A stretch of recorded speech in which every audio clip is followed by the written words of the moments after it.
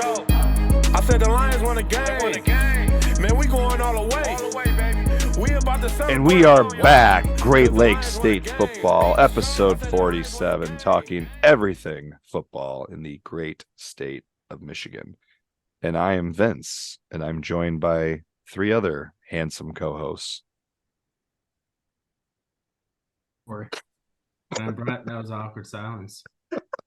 You all What wait. do they say about awkward silences? I'm Tate. Meatball Kory, spaghetti Tate. Isn't that what we said last time? Because Kory had spaghetti on him, or Tate had spaghetti. I had spaghetti on me. I did, in fact. Well, after our hotel this week, Kory's back in his house. He's not in a hotel room this week. I'm sure he appreciates that. This weekend, next week. Be down in glorious Ann Arbor next week. I'll be at the Lions game Sunday too.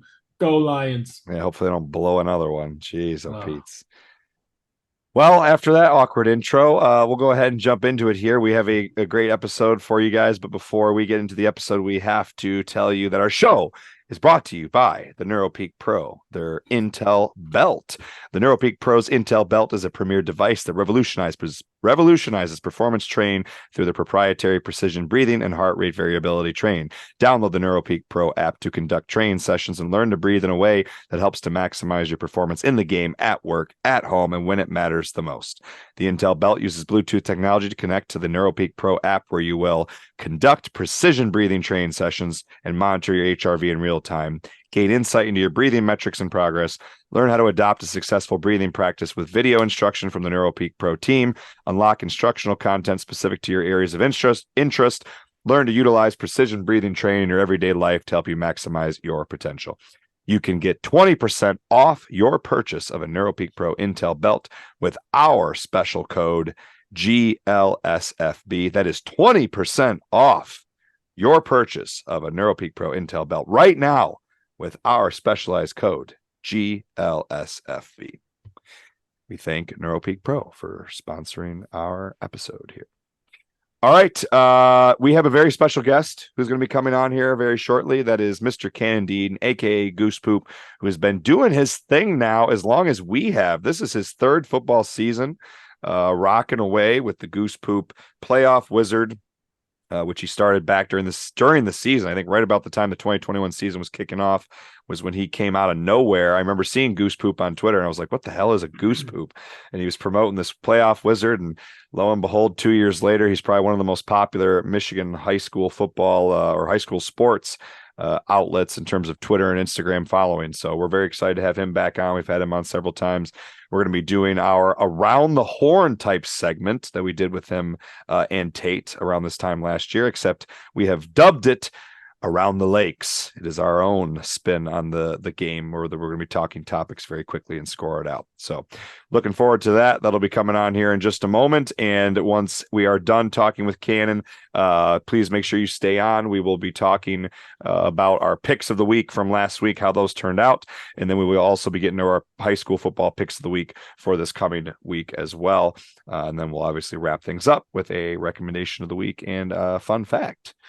So I think with that, gentlemen, do we have anything else we want to add? Otherwise, we will get into our conversation and a little bit of a game here with Goosepoop.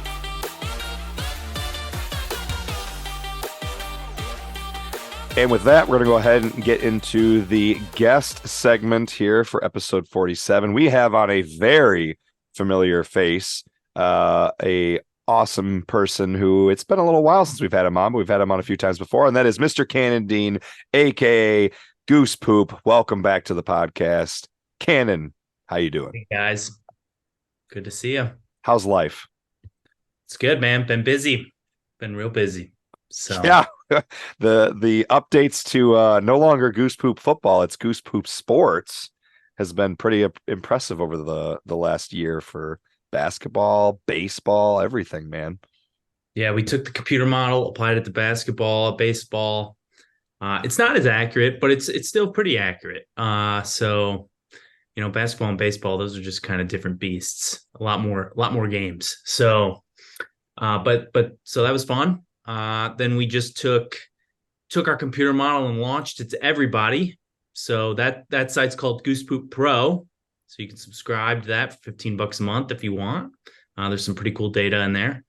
And then we launched another company a couple months ago called TeamFi to help you do your team's fundraising for almost free. So, it's pretty sweet. It's more than you wanted, Vince. I'm sorry, but that's no, what we've been doing. You plug away, baby. We are more than happy to plug everything Goosepoop. We love everything that you're doing. Yeah, I will vouch for your TeamFi. I actually brought up to my coach, our head coach at Grand Ledge, and I'm going to see if I can get in his ear because we were already committed to our fundraiser for this last year. But any way we can make a little bit more money and make it a little bit more user friendly isn't a bad idea. So we might have to get in on the TeamFi. I'm pretty stoked on that. What you guys got going over there? I gotta know, how many nights a week do you just wake up in the middle of the night and you're like, I got a new business model. Here we go. Like at least once. This is it, man. I've committed to just pounding away on both these. I think they're going to be for this week. Yeah, well, for this week, that's right. How are the subscriptions right now for Goosepoop Pro for the premium? It's about what I expected, I would say. So it's not a retirement plan or anything or a career, but it's a nice way to. I know a lot of people want to look at the stuff, and I think the dashboard. I'll share my screen. I think the dashboard is. I can't share. I'll fix. Yeah, I'll make it there. Yeah, there you go. You should. I was pretty pleased with how it came out of just like all the colors that you can see. So that is cool. I like to just get on here and look during the day if I get bored. So that's it's just fun. I don't know. I wanted to try it. It was worth the time, but it's again, it's not like a retirement plan or anything. So. That is really cool, though. I do like that. Sweet. Yeah, you never know, man. Hey, you never know. Things could take off, and you could be in a different, a year from now, you'd be surprised at what happens. I know that a lot of people are big on what you've been doing, and I know we have been for a while, and I'm excited to see what you got coming up next. You say you don't have anything, but who knows, man? A couple weeks from now, you might have another idea that pops up. TeamFi, man. With those brothers, $2,200. I'm in for that. I'm in for that. But with those two brothers of yours, man, the things you guys always got cooking up. I love the documentary stuff you put on YouTube too, the short films. Oh, thank you. Yeah, did you guys watch our Globals one? I did. Yes. That's all very cool. Yeah, that was a different experiment with us for 8-Man. But I actually really enjoyed it because I didn't know much about 8-Man either, so it was kind of fun getting to watch and learn a little bit about it. Yeah. So and they're good. They might win a state title this year, so we'll see. That's pretty cool. Yeah. Before you know it, you're going to be partnered with a Indian tribe in Nebraska doing high school sports gambling. So I'm excited for the horizon. That's funny. Speaking of which, the model. So how are you feeling about the model? I know we talked last year, and I actually think I heard you speak a little bit about it. I don't remember if I was listening to you talk about it on Twitter Spaces with Michigan High School Football Frenzy, or if it was another podcast maybe that you were invited on. But I was listening to you talk about the model, and it was a similar conversation you had with us on an episode last year. That you're not looking for the model to be perfect. That's not fun, right? You're not looking for it to be perfect. You want it to be high. I remember coming out of last year for football games. Were you pushing around 80%? Yeah. It was. I think on the whole it was like 82 or 83 for football last year. About the same right now for this year. Yeah, week 1 was like down in the 80s, like 80 flat. I actually didn't check the Saturday games, but coming out of Friday night, it was 79.8. So it's probably 80. I think that's pretty, the earliest you can run these is the 3 weeks into the season. And so that's pretty normal for week 3 is actually one of the least accurate weeks. I expect this week it'll be 83, 84% accurate. So. And you had mentioned last year, that's a number you're pretty happy with anyway. Yeah, I hope. I mean, and I don't know what Vegas usually does for like college football games or NFL games or something like that. But I mean, you don't want it to be perfectly predictable, right? We watch sports because they're exciting, right? Not because. Do you have a way to look at how close you are on those spreads? I was very impressed with you almost had the Rockford Caledonia spread right on the dot. I wasn't thinking that was going to be that big of a margin, but I think it ended up being a 27-point game. Yeah. Yeah, it's about that too. I know we were chatting. What's that? I said I know Goosepoop was nervous about that too. He's like, I don't get it, guys. I got a 30-point spread. Yeah, it just comes out of the model, right? So I don't Trust the model. Trust the model. That's right. We were having that conversation with the Whiteford Ubley state final match last year, right? Yeah. I picked Ubley against my model, and so learned the hard way. But yeah, I forgot about that. That's right. I usually and I'm interested to hear what you guys think about this. But last year I would do biggest upsets of the week, and that was straight off the model. Would be like the biggest, who overcame the largest point spread to win. Yep. I've been trying to get a little bit away from posting that stuff directly to Twitter, just because I feel like maybe it is negative towards the other teams. But I don't know. I'm curious what you guys think about that. Don't ask me because I have no feelings. So go for it, Tate. I just think it's like I would love to know. I don't want to get all your secrets and whatnot, but I would love to know just some of like maybe the data points that go into that model, because it's hard enough picking just straight up winners, but when you incorporate spreads into that and to see what you're churning out, it's really impressive, and I think it's just fascinating overall. Yeah, thanks, man. Yeah, I could show you sometime, like this weekend or something. After this week's data comes out, I'll show you kind of I have a tab in a spreadsheet I look at every week that shows me, this is the game that swung the most, basically. So is that cumulative, like season to season? I know it. You have the playoff picks that happen the first couple of weeks, and your model kind of dials in. But I feel like with sports, like I mean, we don't know what goes into your model, but all the statistics kind of always trend in the same direction. So I don't know if the more data you get, the more accurate you think you'll be, or if it's just a year-to-year thing. Yeah. So one of the things I do is I just use in-season data. I think there's probably a way to make it slightly more accurate is if you use some priors and say, hey, look, like a good one is Lumen Christi, right? So the model made one of the biggest misses. I think maybe the biggest miss of the last weekend was the spread on UDJ and Lumen Christi. We had Lumen Christi as a 28-point underdog, and they actually won by almost 28, like 22 points. Why is that? Because we use just in-season data, and I think Lumen Christi has a tendency to not run up the score against inferior opponents.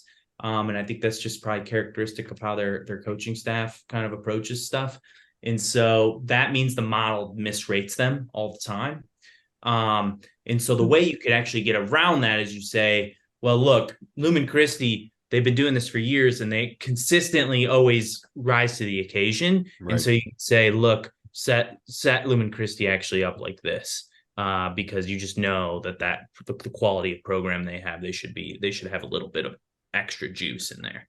We don't do that. We just kind of treat every season like it's its own animal. So, which is kind of fun. I think that kind of variability or those kind of surprises week to week, or even like the Rockford Caledonian one where you were not expecting that spread and then it was correct, or you might have the opposite where you weren't expecting that spread, it was wrong. That kind of adds to the fun a little bit, I think.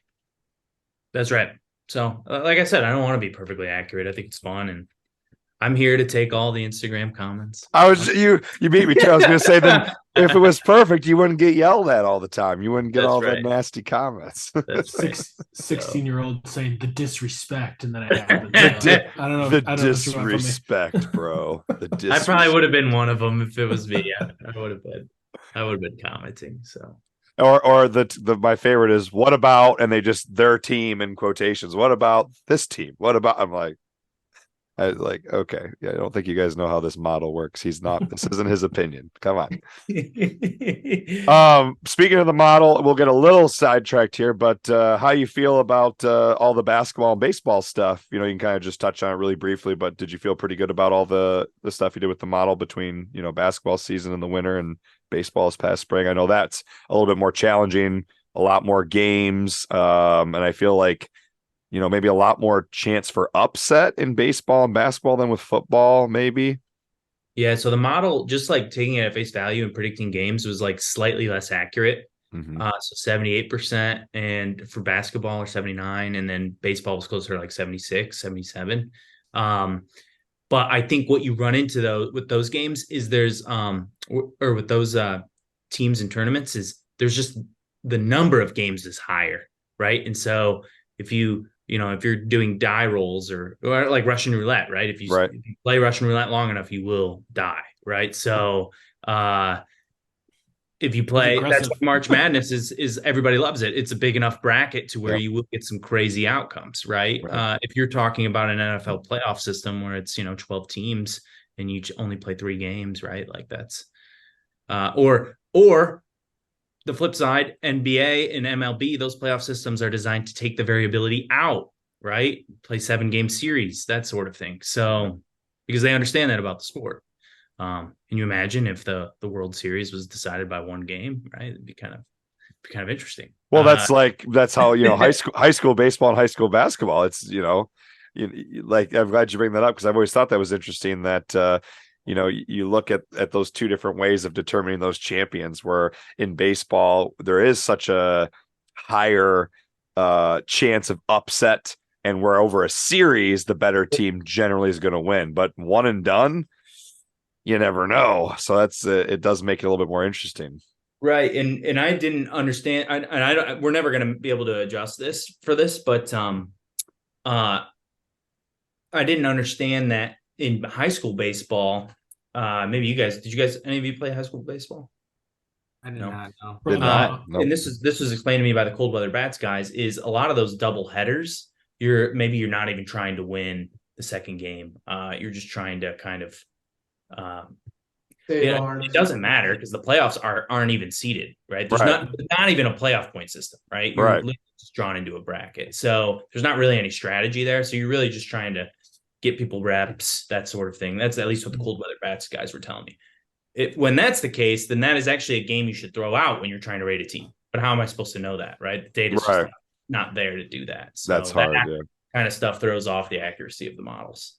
Yeah, my cousin was the varsity baseball coach at De La Salle for a long time. They had a year where they went into the playoffs with a losing record, and they won the state championship. Like back in 2014, back in 2014 or 2015, they had a bunch of studs who were hurt during like a couple D1 guys even that were hurt during their season. And then they made it back at the end of the year, and no one could beat them during the playoffs, and they won the state title with they had a losing record going into the playoffs. I don't know if afterwards they might have had a winning record, but that's the interesting part about baseball is, you don't have that in football. In football, you got to earn the playoffs, and except for the 2020 season, that had some interesting stuff going on there. But guys, anything else you want to ask Kanon here? Talk to him about Goosepoop related stuff. Otherwise, we can get into our fun segment here that we have coming up. Get to it. Let's do it. Last time, I don't know if it was the last time we had Kanon on, but at one point when we had Kanon on, and when Tate was, I think, still just a guest before he became an official member of the podcast, we did kind of an homage to the classic ESPN Around the Horn game. We have decided to bring that back, and we gave it a name this time. We are calling it Around the Lakes. So we will be doing our little version of Around the Horn around the lakes here with several topics. I will be the moderator, and Kory, Brett, Tate, and Kanon will be competing, quote unquote, for points as they discuss a few different topics related to high school football here. So I'm going to put all these guys on mute. They are all muted. They cannot unmute themselves, so they can't talk over anyone. I have to unmute them. They are going to use the little raise the hand function so that I can get them in an orderly fashion here. And actually, what's nice is Zoom puts you guys first by who raised their hand first. All right, gentlemen, we're going to go 2 minutes on the clock. Brett's raising his hand already. I think Brett has a question. What's up, Brett? Were you going to keep points like last time too? Oh, yeah. I got my pen and paper right here. I got Kanon, Tate, Kory, and Brett ready to go. Jotting down points. Got my 2-minute timer. All right. I'm going to start the timer as soon as I finish the question here. So here's the first topic, gentlemen. Are we ready? 3, 2, and 1. The first topic here that we got, the biggest high school team surprise so far of this season. Tate Baker, got you first. I'm going to go with the Allendale Falcons. led by an ex-Comstock Park coach, Darren Garrity, starting out 4-0 on the year. I think this has got to be their best start in probably over a decade. But yeah, just hats off to Allendale, one of the smaller schools in the Grand Rapids area. They're putting together what looks to be a season that's got playoffs on the horizon. Okay. Kory's up next. I'm going to go with West Catholic, our friend coaching over there now. I'm going to draw a blank on his name, so mark me down for that. But they lost some good talent from last year, but they've brought it back and they're just running people over. And it looks like they're going to run it back again. Brett. Oh, sorry. There you Staying go. here on the west side of the state, I'm going to go with OK Red Team Hudsonville. Hudsonville started out the season 4-0 with some big out-of-conference wins against Howell and East Lansing. Comparing this to last season, Hudsonville started out 0-4, so it's quite the turnaround. Hudsonville hasn't won 4 more games since 2020 when they won 5 games. Right now, it's looking like it's going to be Hudsonville, Rockford, and Granville as the 3 best teams in the OK Red. It'll be interesting to see what happens this week as Hudsonville plays Granville, and then they end the season against Rockford. And Kanon, last but not least. I got to go back to Division 5. Kory, I like Notre Dame Prep as my surprise team of the year. If you ask them, they would probably say they weren't surprised. They've been a traditionally very successful program, but I think this year is their breakout year. The computer model is saying that as well. They are rated above West Catholic as the number 2 team. And if you look at their wins so far this year, that is justified. Avenged a loss over Clinton, who's the number 1 team in D7, beat Hastings quite soundly, who's a solid D4 team and was rated quite highly by the model. And perhaps most impressively, the program's first ever win over Detroit Country Day this past week. So, and 140-0 at that. So I think the Irish are for real. The Fighting Irish are for real this year. I think they'll make quite a deep run. We project them to make the state finals. I completely forgot that we had a time limit too on this last time we did this, so I got to make sure we bring that back for the next section. So I'll be giving you countdowns in the next section. I think what we did was like 20 seconds or something like that. I'm trying to remember. I think we did 20 seconds. So we'll go 20-second timer to talk. I forgot about that. All right, next one here. We got biggest disappointment of the season thus far. Biggest disappointment of the season. Brett's up first. All right, my biggest disappointment of the season is Birmingham Brother Rice. You could say they probably started out the season with one of the toughest schedules in the state, but they have started out 0-4 this year. This is the first time they have ever started off 0-4 10 in seconds. history, dating back to 1955. They've been outscored 130-42. Granted, they played 2 Ohio schools. A very disappointing start for Birmingham Brother Rice. Oh, you just beat the timer. There we go. All right, I got Tate up next. Tate Baker. Well, that's hard to follow that little conundrum that Brett rolled out there, Brother Rice. I'm just going to go with a controversial pick here and say Muskegon. I thought they were going to get maybe 1 out of the first 2 games, get a win there, especially with their performance against Rockford. That being said, I wouldn't be surprised if they ran the table and made it back to Ford Field. Ooh, efficient there. All right, Kory, I got you next. A team that a lot of us picked, or at least for myself personally, picked to win a state title. D3 DeWitt drops to 1-2, losing to East Lansing 34-40 after a bye week. Are you kidding me? Who loses off a bye week, especially in high school football? So DeWitt, they're not running it back. They're washed. Coach Zim needs to retire. Oh my God. That was brutal from Kory there. All right, I think the only one left then here is Kanon. Yeah, I don't have much of an original thought here. I think Brother Rice has to be your selection. If you just look at it, we're projecting them to not win a game this year, and we're projecting them to, naturally you can't make the playoffs if you don't win a game. So, that's just what the computer says, but I think that's quite an historic drop off for Brother Rice. All right, and with that, After 2 categories here, I got Kanon with 6. I got Tate with 9. I got Kory with 7, and I got Brett with 10. That's where we're after 2. Brett is leading. All right, next topic here. Your state champion lock. You have to pick one team out of all divisions to win a state title. And I think I saw Brett first. Brett's first. I'll start it out again. I have Jackson Christie in D7. Goosepoop had mentioned earlier that they're one that's hard to predict in his model. But Jackson Christie has given up 6 points the entire season. 10 seconds. Teams 139-6. They do have a matchup this week with Dearborn Divine Child, who's 3-1. That'll likely be their toughest matchup yet. But I look for them to run the table. Nice. Tate. I got Tate up next. Yeah, this one I think is kind of obvious for me, even though it's in the toughest division in D1. I'm going to go with Belleville to run it back. I don't think anyone in the state has as much talent as they do, led by arguably the best player in the country in Bryce Underwood. 10 So seconds. yeah, we'll see if anyone can kind of stand up to him from now until then, but I got a feeling we'll see them in Ford Field for the remainder of Bryce Underwood's career. Kory, got you up next. It's got to be D5 Grand Rapids West Catholic, playing all teams that are bigger than them and outscoring them 204-64. They're throttling everybody they play. It's going to be West Catholic. And Mr. Poop. Oops, I hit the wrong one here. There you go. Kanon, gotcha.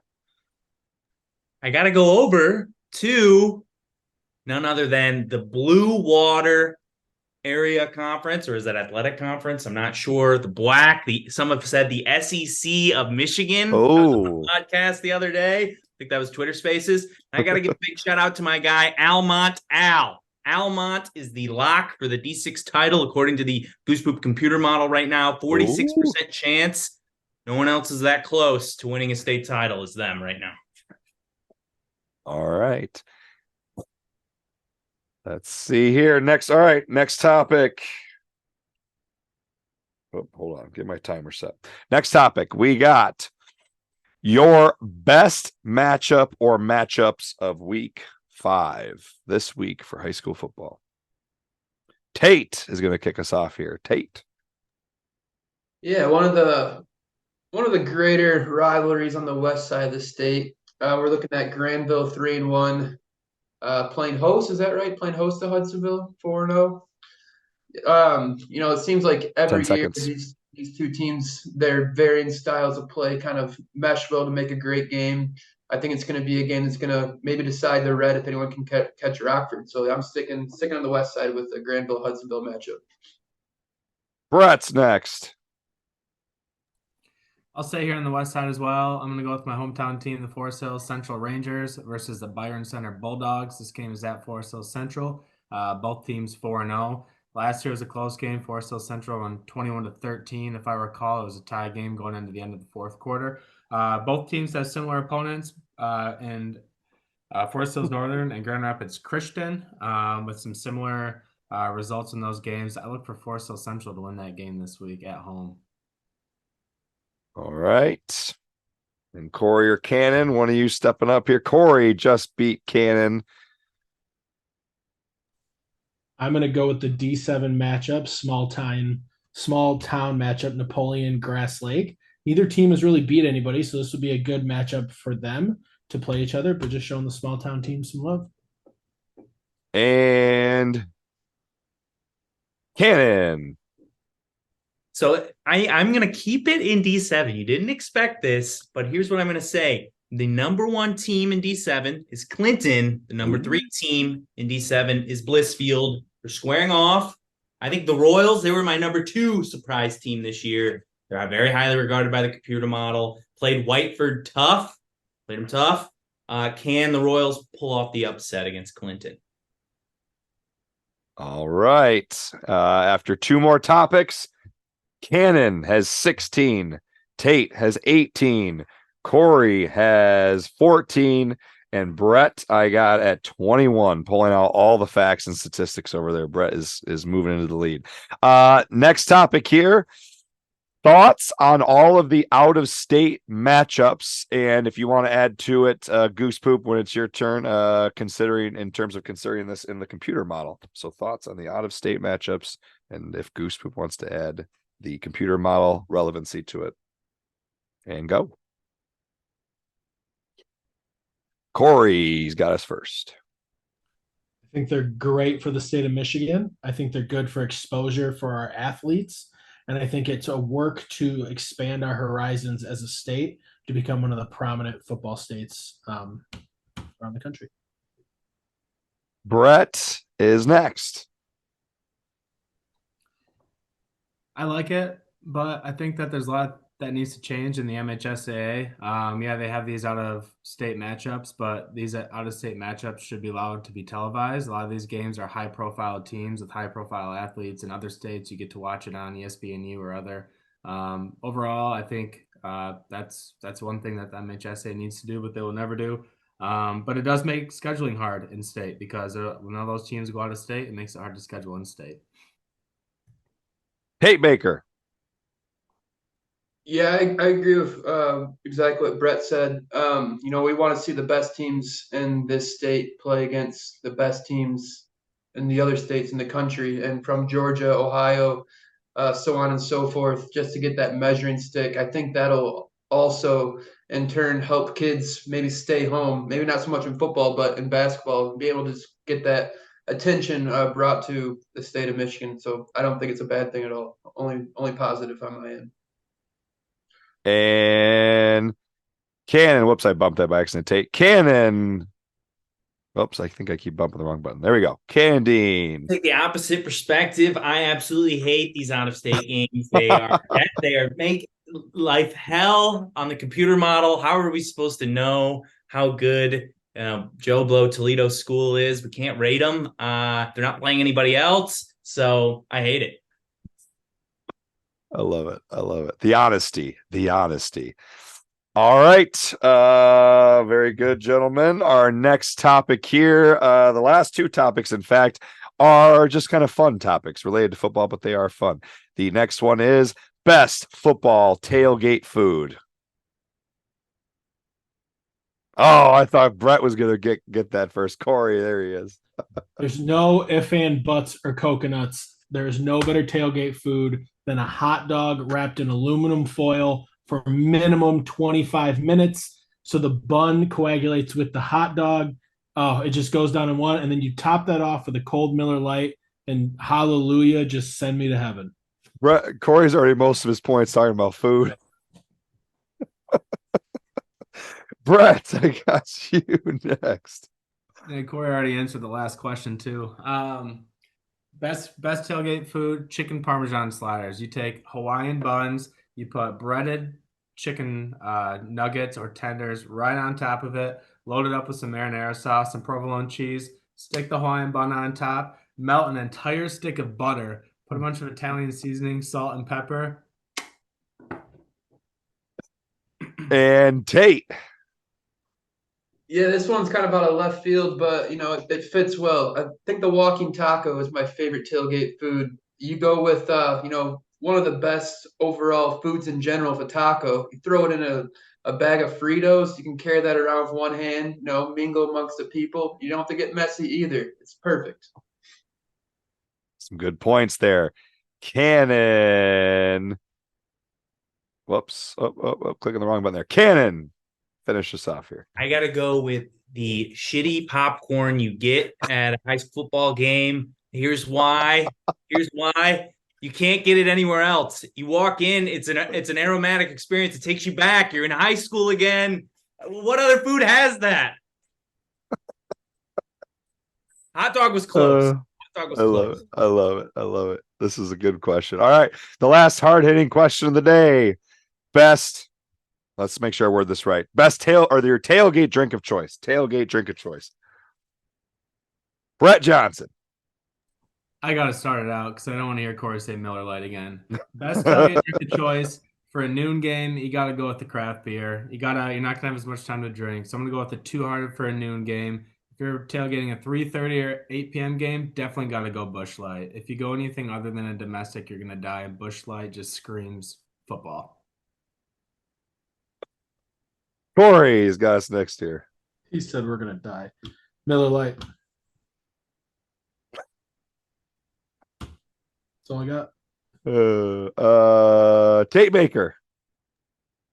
On a cold, chilly September, October, November morning, you know what you need? A little bit of hot apple cider and some spiced rum. Ooh. It's the best concoction that you could have during tailgating season. And Kanon. I wanted to continue on my theme, Tate. I think you just stole a little bit of my thunder, so I'm going to go adjacent. I'm not going to say hot apple cider. I'm going to say the terrible hot cocoa you get. It's somehow, you can't find these size cups anywhere else, but it's somehow an 8-ounce cup. It has no lid on it. It's too hot to drink for 30 minutes, but you bought it because you're cold and you drink it anyways. So your mouth is burnt for the next week. That's my favorite tailgate. That was phenomenal. You guys knocked that out of the park. All right, now I gotta unmute all of you here. Unmute. All right, for editing purposes, I feel terrible, Vince, because we are moving all over the screen. I don't know. It's because the raise a hand function, it moves the screens around. So I'm gonna take. I'll take the little graphic off, obviously, for that. So here's the final count. Kanon with 30. 5, 10, 15, 20, 25, 30. Tate Baker, 5, 10, 15, 20, 25, 28. Kanon's food talk really raised them up at the end. 5, 10, 15, 20, 24 for Kory. Brett had 5, 10, 15, 20, 25, 30. 32 for Brett, sneaks by Tate. So Brett in first place with 32, Kanon in second with 30, Tate with 28, Kory. His very short Miller Lite answer ended up kind of hurting him there because that was just a 1-pointer. I gotta say, I picked the question, so I think I have a handicap on this of a few points. But nonetheless. So is Kanon the win? Do we give Kanon the win? I think if Kanon described that concession stand hot chocolate perfectly. It really is something how you never see those little 8-ounce styrofoam piece of shits anywhere else but in high school football. And you're guaranteed to burn the shit out of your mouth too. Your popcorn rant was fantastic too. That popcorn is so salty, it's absolutely insane. But you gotta get it, right? Yeah, the hot chocolate does come with the top. The top never stays on. It's one of those shitty plastic lids. I gotta say though, with your pen action you had going on, Goosepoop, I thought I was on here with Woody Page. Oh, thank you. I love it. I'm working on chalkboard now, guys. Come on. Chalkboard. Well, all right, gentlemen. With that, I think that's going to wrap up our segment here with Kanon, with Goosepoop. Any final parting questions, comments for Kanon here before we let him go? When's the your first playoff preview for divisions? Playoff preview will drop. Wow, I can't believe it's already midway through the season. 4 weeks from Saturday, man. So a month out. It's coming quick. Snooze to you in the meantime is a good place to check out any kind of playoff predictions. He always does a great job with all of the way he puts together the brackets and things like that, and is always a lot of fun to check week to week. All right. Well, with that, I guess Kanon, thanks for joining us. Obviously going to be watching everything you're putting out on Twitter and Instagram and your newsletters that we get. Look forward to those weekly emails, and I'm sure we'll have you back on. If not before 4 weeks from now, definitely before we get into the playoffs, we'll probably do our playoff preview again like we did last year. So looking forward to that too. Thanks for having me, guys. Have fun. Thanks, Kanon. Enjoyed our time there with Kanon AKA Goosepoop. We enjoy having him on. Thank you, Kanon, for joining us. Look forward to, and 4 weeks or so, 4.5 weeks. We'll be getting into our playoff preview. It's crazy that we're halfway through the high school football season already. So before you know it, we'll be back with Kanon to discuss our playoff preview and our early state championship picks. So stay tuned for that in a few weeks. In the meantime, obviously, we'll be talking about a lot of other things. So thank you, Kanon. Hope you enjoyed our Around the Lake segment there. All right, really quick, let's get into our picks of the week. For last week, we're not going to show it up on the screen here. I'll just read it out really quick. Then I will have Brett. He'll share his screen for when we get into our picks for this week. So really quick, the first pick of the week, or our first game last week, was Rockford versus Caledonia. We had a unanimous pick across the board. Brett, Kory, Tate, myself, and Goosepoop all picked Rockford. The shocker was Goosepoop's model having Rockford by 30, and that almost held true. Rockford beat Caledonia 42-26, which I think shocked a lot of people, and really shows you that Rockford is the real deal. Rockford is here to compete for a state title this year. The next pick was Mason against Williamston. Mason has been rolling the last few years, and this year they're looking like the best version of themselves. After back-to-back semifinal runs, they're posed for a lot of people to kind of make a run to the D3 state title this year. We unanimously picked Mason. Goosepoop had Mason as a 21-point favorite, and they won by 25, 37-12 over Williamston. We then had Spring Lake versus Coopersville. Spring Lake was 3-0. Coopersville was 2-1. This game was picked correctly by Brett only. So Kory, Tate, myself, and Goosepoop all had Coopersville. His model had Coopersville by 8, and Spring Lake pulled off the upset, if you want to call it that, by 1 point, 20-19, dropping Coopersville to 2-2. The next game was Sterling Heights Stevenson versus Macomb, Dakota. We had a little bit of a split on this one. Brett and myself picked Macomb, Dakota. Kory, and Tate. Brett, myself, and Tate all picked Macomb, Dakota. Oh, I looked at this wrong. Everybody picked Macomb, Dakota except Kory. Myself, Brett, Tate, and Goosepoop all picked Dakota. Kory picked Sterling Heights Stevenson. Unfortunately, Kory lost this one. Macomb, Dakota won 21-13, so it was a close game. They underperformed according to Goosepoop's model, which had them by 12. The last game was Birch Run, who was 3-0 against Frankenmuth. This was a unanimous pick from all of us that we all picked Frankenmuth. Goosepoop's model had them winning by 20, and they won by 61.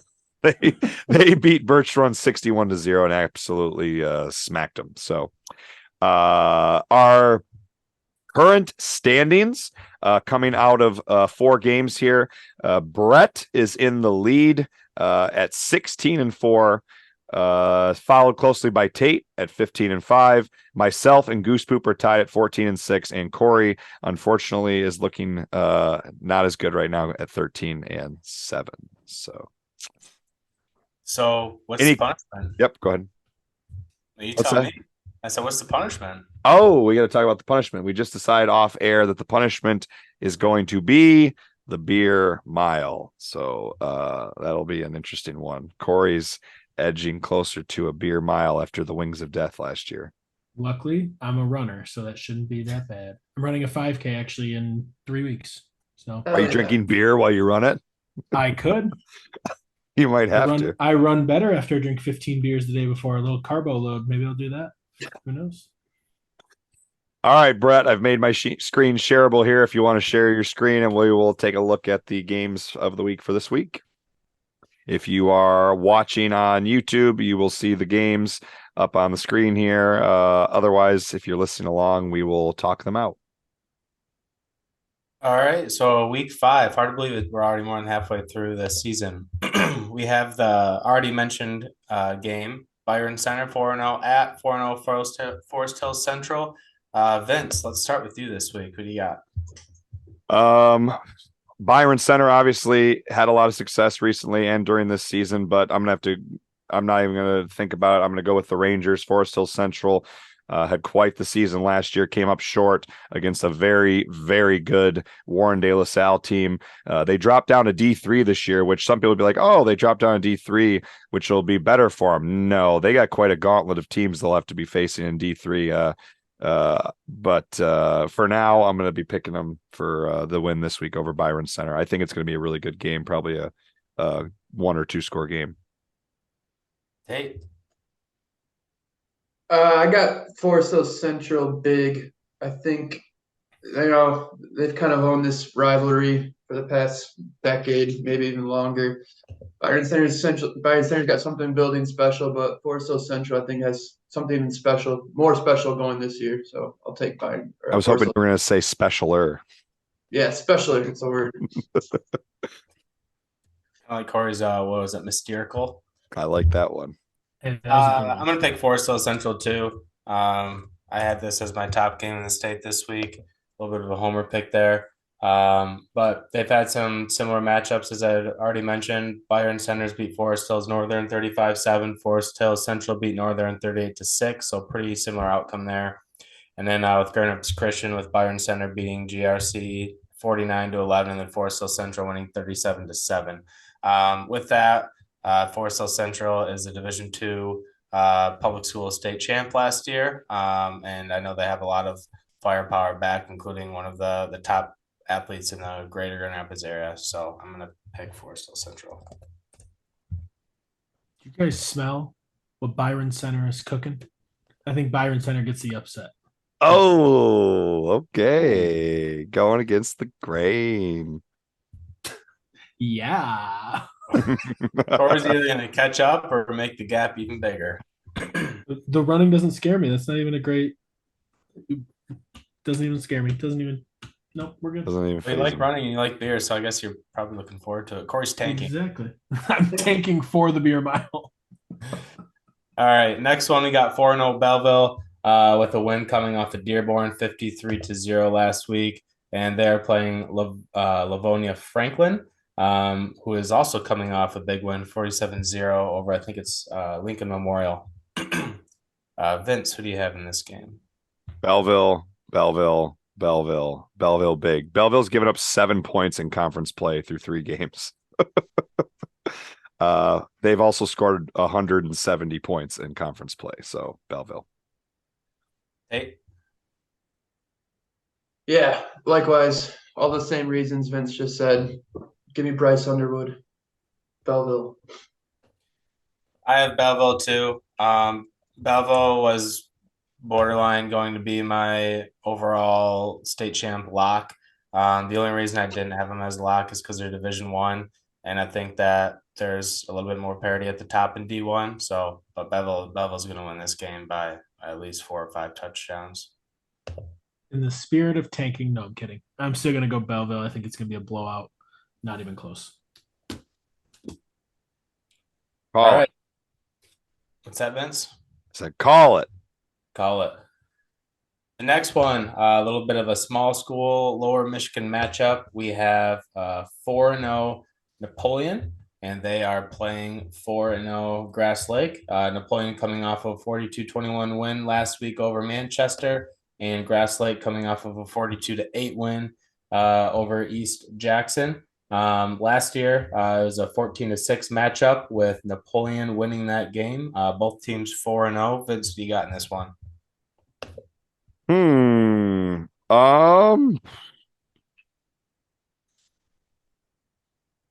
going to give the edge to Napoleon just because they're coming off of a semifinal appearance from last year. Obviously, quite a run for them, and then to turn around and start the year 4-0 again this year, kind of doing the same thing they were last year, even a little bit better, beating teams it looks like earlier on a little bit stronger than they were last year. Their only close game was a 1-point victory over Onstead week 1. So that would be the only one that's a little bit eyebrow raising, but at this level, the smaller divisions, week to week, some of those teams can, throw out some stinkers, unless you're a Jackson Lumen Christi or a Traverse City St. Francis. So I'm going to give the edge here to Napoleon. Man, this one's tough. I'm going to stick with my gut and go with the Warriors of Grass Lake, other than I think they're going to win. Real GL. The real GL. I'm going to go with Napoleon. I don't know a lot about either of these schools besides, like I said, Grass Lake being the real GL. I actually, sidebar story, you might not find it funny, but maybe you will. For those of you that know Jared Kassane, one time we were in a baseball tournament and this kid came up to us because we had GL on our hat for Grand Lad. She goes, "Are you guys from Grass Lake?" Jared looked this kid straight in the eyes and goes, "No, we're the Grandma Lickers." We were in probably 6th grade. It was hilarious. I'm gonna go with Napoleon, not the Grandma Lickers. I love that little anecdote there. Lovely, Oh Brett. God. Kory. I'm also going to go with Napoleon. Looking at who these two teams have played, they have not played much competition. I actually don't believe either team has played a team that's got at least a 500 record. So it will be a true battle for kind of the averages. So I'm going to go with Napoleon. And Napoleon Dynamite's a great movie, so I guess it is. Next one, West Side matchup. OK Red. We had my surprise of the year, which was Hudsonville, who is 4-0 playing Granville. 3-1, solid team, but with a loss to Davison, arguably the most talented team in the state. Yeah. This game is, I think it's at Granville. Yes, it is. Vince, what do you got in this one? Oh, this is tough because Hudsonville, coming off a streak of a couple sub 500 seasons, seems to be off to their best start in quite some time. Obviously, beating a couple D1 teams too in Howell and East Kentwood. A couple playoff teams from last year, D1 playoff teams. East Lansing, who was in a quarterfinal last year. It's one that I want to pick Hudsonville, but I feel like Granville is who I'm going to end up going with, just because Granville's offense, when they're rolling, and with Tank Terry at running back, when they're doing things right, they're pretty hard to stop. They've put up over 40 points per game in 3 of their games. Hudsonville is not scoring quite to that level, although Hudsonville seems to have a much better defense, which has been Granville's crutch over the last couple of years. So I could see this one being a game that comes down to 1 or 2 scores. Very close game, maybe less than 7 points. I'm going to take Granville, though. Yep, I think this game is going to come down to the last possession. I'm pretty sure it did last year as well. I could be wrong on that, but I'm going to take Granville. Like Vince said, Jaden Tank Terry, as he's been donned, is one of the more exciting running backs, especially for his class, only being a sophomore. So yeah, give me the Bulldogs. I'm going to pick Granville as well. Hudsonville did have somewhat difficult non-conference schedule playing Howell and East Lansing. Those two teams aren't necessarily slouches, but they did have a rather easy start to the OK Red Conference play.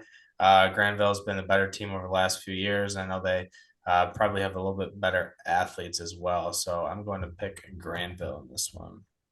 Fun fact, Granville and Hudsonville have played the same exact 2 OK Red teams to start the OK Red. Just switched them. East Kentwood and Grand Haven.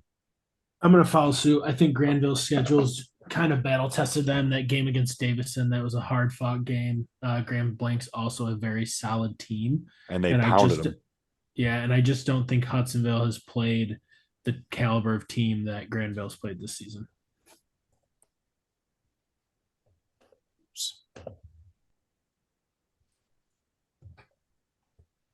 All right. I'm not sure what's going on. Someone's clicked on it. Might be either Kory or Tate. The next one, we have East Side of the State matchup. 3-1 Rochester Adams coming off a loss 2 weeks ago to Clarkston, 28-7. They won last week 30-37 over Oxford, and they are playing against West Bloomfield, probably one of the higher talent level teams in the state. West Bloomfield is coming off of a 13-17 loss to Lake Orion. As far as the 247 composite rankings go, Rochester Adams has the second best player in the state, and Brady Prescoring is a tight end that's committed to Michigan. And West Bloomfield has a kid that's ranked 266 in the nation, Brandon Davis Swain, who just committed recently to Coach Prime at Colorado. Both those teams also have a couple other players in the top 1,000 in the nation. So a lot of talent on display in this game. Vince, who you got? Rochester Adams has beaten West Bloomfield the last 2 years in a row. Interesting enough, this is only their second year in the Oakland Activities conference here. I think it's the red. They were in the white 2 years ago for some time. So West Bloomfield just became a conference point from they played them non-conference before that. I think West Bloomfield has played a little bit better competition to start here, being a Birmingham Groves team. That if I'm not mistaken, isn't that the team that Barry Sanders' son is playing for? Is Groves? Yep. And it's not a bad team. They beat Chippewa Valley by a point. This is a conference that I feel like week to week anyone could win. I wouldn't be surprised if it's a one-score game. But I'm going to take West Bloomfield. Tate? Yeah, I think West Bloomfield bounces back from that loss against Lake Orion last week. I'll take them to go start 4-1 after the first month and a week of the season. I'm going to take Adams. I'm going to go against the grain at this pick. Adams, I think, has a better overall team, and I think they're going to win this game. I'm going to go West Bloomfield. I don't love who Adams has played this season. Not many winning opponents, and I think West Bloomfield's kind of over the hump with the program, so I'm gonna stick with them. All right. Well, there you have it. We'll get Goosepoop's picks offline. We'll post these on X, and we'll see how the week fares. All right. Well, with that, gentlemen, I think, are we all done? Going to get into our fun fact and trivia here. Let's hear it. Tate has right. her fun fact, I think, right? Tate's got her fun fact. I'm going to turn my fun fact into a trivia question for you guys. This NFL football player played 15,906 snaps, and never, not one of those snaps, did that person ever play while being mathematically eliminated from the playoffs. Who is that person? What do you? They never were mathematically eliminated from the playoffs. So literally every single time he played, literally every snap, he had the playoffs as a possibility at the end of the season. Was never eliminated. Oh,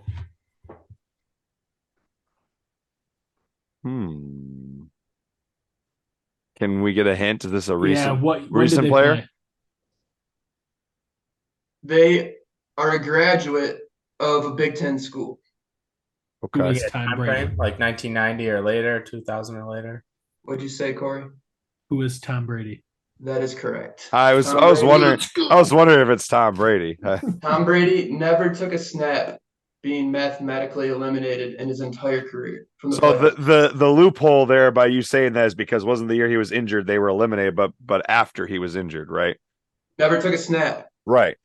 That's right. Interesting. Wild. That is That crazy. is wild. Winners win. Winners win, baby. And losers lose. All right. I think I have the That should be the new slogan for our podcast. Yeah, the recommendation for the week. I've talked about Costco pants before. I've talked about beers, shows. I'm gonna go with Bamba socks. Yes. So for those of you that don't know about Bombas, they're a little bit more on the expensive side. I think it's right around $15 or $20 a pair. But a portion of your payment goes towards children in need. I believe it's in Africa. But they're absolutely the most comfortable socks I have ever worn. My feet never get cold. They never get too hot. They're so comfortable and they never wear out. So Bombas socks. They last too. $15. They should never wear out. They do last. They last really good. I mean, I've been wearing the same. I have the same 4 pairs.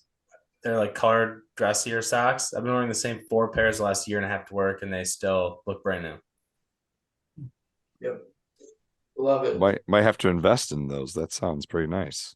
As sweaty as your feet are, you probably should.